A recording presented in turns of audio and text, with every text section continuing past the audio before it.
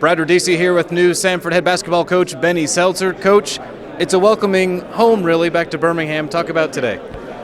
It's exciting. Again, my family and I are so excited for one to be back home.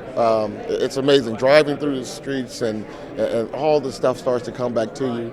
But again, to be here at Samford with leadership like Dr. Westmoreland and Martin Newton, those two things alone are so exciting in the sense of those two guys understand and they have a vision of what Samford basketball should be like. And I too share that same vision. So working alongside of those guys each and every day, unbelievable opportunity. You talked about basketball, but also nurturing players and helping them grow. Talk a little bit about that.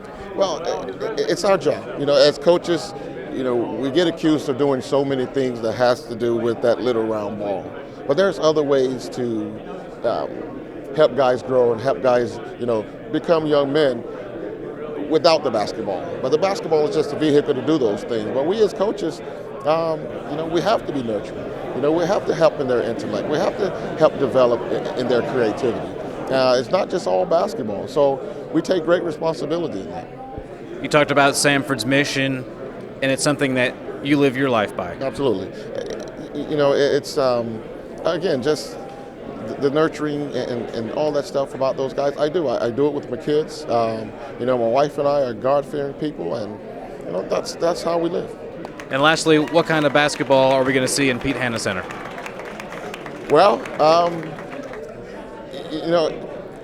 now I'm a little bit reluctant to say the up-tempo style because that's, again, so cliche of running basketball. But it's going to start with our defense. On the defensive end, we're going to try to stop the team more times than they stop us. But defense is where it's going to start. We're going to get up, deny the passing lanes, get out in the passing lanes, get deflections.